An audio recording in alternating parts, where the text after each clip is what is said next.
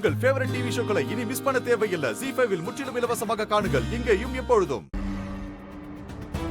அம்மா, ஒரு காஃபி கேட்டு எவ்வளவு நேரம் ஆச்சு? சீக்கிரம் எடுத்துட்டு வந்து கொடுங்கம்மா. ஏய், சும்மா ஏடி கத்திக்கிட்டே இருக்க? போட்டு எடுத்துட்டு வர வேண்டாமா? சும்மா நை நை நைன்னு கத்திட்டு இருக்க.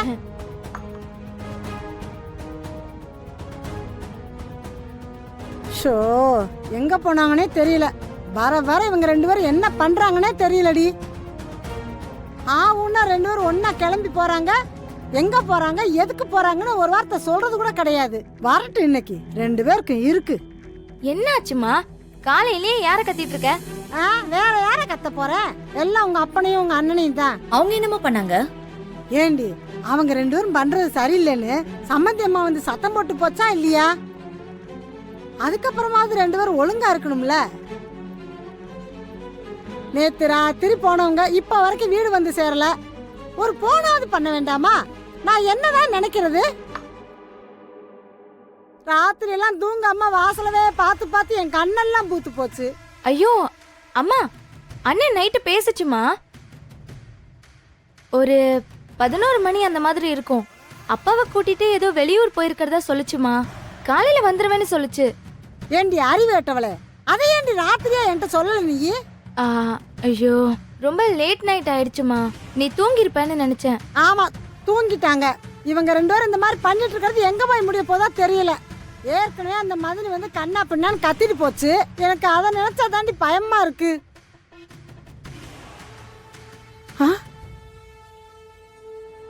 ஐயோ, சொல்லி வாய மூடல, அதுக்குள்ள வந்துட்டாங்க. வாங்கண்ணே, வாங்க மதினி. வாங்க வாங்க. வாமா, வா வாங்க. ஏங்க, உங்க புள்ள எங்க?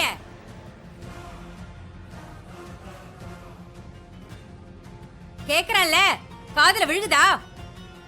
உங்க புள்ள எங்க? மதினி, இப்பதான் மதினி வெளியில கிளம்புனியா? என்ன விஷயம் மதினி? ஏமா, நாங்க தான் அன்னைக்கு வந்து படிச்சு சொல்லிட்டு போனோம்ல. மறுபடியும் நம்ம வீட்டுல விசேஷம் இருக்கும்போது பாதியிலே கிளம்பி போனா என்னமா அர்த்தம்?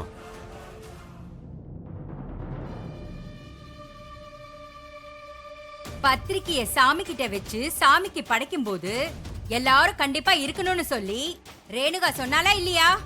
அப்படி இருந்தும் பாதியிலேயே அமைச்சர் வீட்டுக்கு ஓடுனா என்னங்க அர்த்தம்? முன்னாடி உங்க பையனுக்கு என் பொண்ணதான் பிடிக்கலையோன்னு சந்தேகமா இருந்துச்சு. ஆனா இப்ப அவனுக்கு இந்த சம்பந்தத்திலேயே விருப்பம் இல்லையோன்னு சந்தேகமா இருக்கு. இல்லங்க, அப்படிலாம் எதுவும் இல்ல.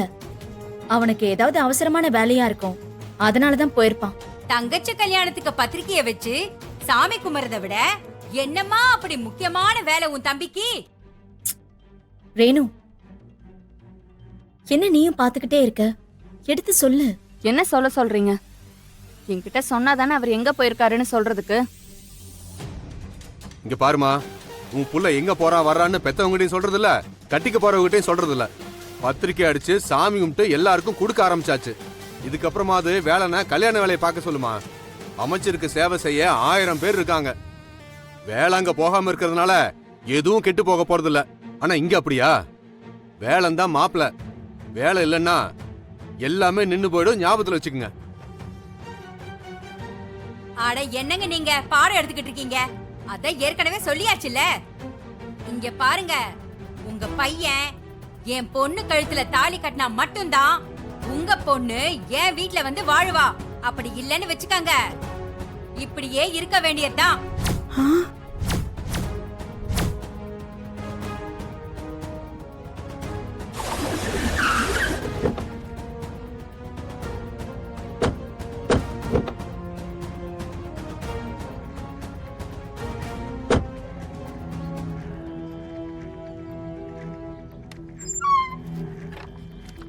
இங்கே நில்லுங்க. Okay sir.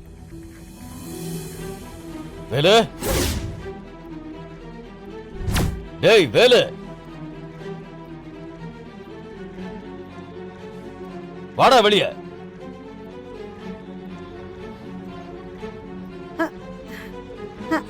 ஐயா, வாங்கய்யா. ஐயா, உள்ள வாங்கய்யா. பேச்சு எங்க அவன்? வெளியில வர சொல்ல அவன.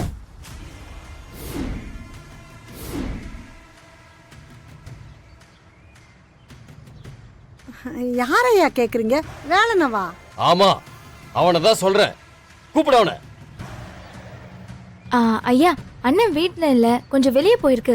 வெளியிலன்னா அந்த இடத்துக்கு பேர்லாம் இல்லையா?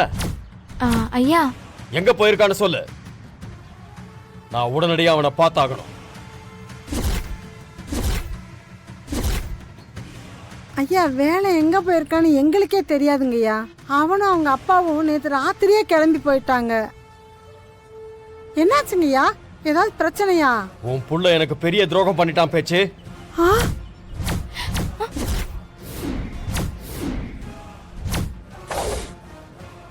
என் கூடவே இருந்துகிட்டு, என் உப்ப தின்னுகிட்டு, என்ன அழிக்கிறவங்க கூட கூட்டு சேர்ந்துகிட்டு எனக்கு எதிராவே சதி பண்ணிட்டு இருக்கான்.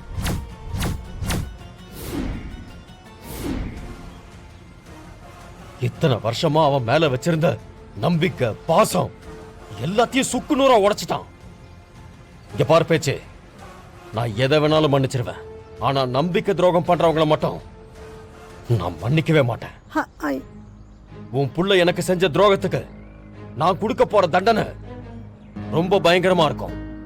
அதுல இருந்து அவன் தப்பிக்கவே முடியாது. ஐயா, நீங்க என்னென்னமோ பெரிய பெரிய வார்த்தையெல்லாம் பேசுறீங்க, எனக்கு ஒண்ணுமே புரியலங்கய்யா. ஆனா ஒண்ணு மட்டும் சொல்றேங்கய்யா, என் புள்ள வேலு கனவுல கூட உங்களுக்கு துரோகம் பண்ண மாட்டாங்க. ஆமாங்கய்யா, அண்ணன் உங்களை சாமிக்கு மேல நினைக்குதுங்கய்யா. அப்படி இருக்கும்போது எப்படிங்கய்யா உங்களுக்கு போய் துரோகம் பண்ணணும்னு நினைக்கும்? நானும் அப்படிதான் நினைச்சுக்கிட்டு இருந்தேன். ஆனா அதெல்லாம் வெறும் சும்மா நடிப்பு, நாடகம்னு இன்னைக்குதான் நான் தெரிஞ்சுக்கிட்டேன். அவன் என்கிட்ட விசுவாசமா இருந்தது எல்லாமே போய். அவன் ஒரு துரோகி. அவன் முகத்திலேயே நான் முழிக்க மாட்டேன். என்னம்மா? அங்கிள், நான் சொல்றேன்னு தப்பா நினைக்காதீங்க. யாரோ அவரை பத்தி உங்ககிட்ட தப்பா சொல்லிருக்காங்கன்னு நினைக்கிறேன். எனக்கு தெரிஞ்ச வரைக்கும் அவர் அப்படி பண்ணக்கூடிய ஆளே இல்ல. உங்களுக்காக உயிரையே கூட கொடுக்க நினைப்பாரே தவிர ஒரு நாளும் உங்களுக்கு கெடுதல் மட்டும் நினைக்க மாட்டாரு. மா, நீயும் எனக்கு ஒரு மக மாதிரி தான். தயவு செஞ்சு அவன்கிட்ட கொஞ்சம் ஜாக்கிரதையா இரு, இல்லன்னா உனக்கும் துரோகம் பண்ணிட்டு போயிடுவான். ஐயா, வேலை அப்படிலாம் பண்ண மாட்டாயா. என் தம்பி ஒன்னும் அப்படிப்பட்டவன் கிடையாது. இப்ப வரைக்கும் அவனுடைய வாழ்க்கையில ஒரு ஈ எறும்புக்கு கூட துரோகம் நினைச்சது கிடையாதுயா. போதும், நிறுத்துமா. அவனால பாதிக்கப்பட்டவனா, அவன் செஞ்ச துரோகத்தால அனுபவப்பட்டவனா. இப்ப சொல்றேன், வேலை ஒரு துரோகி.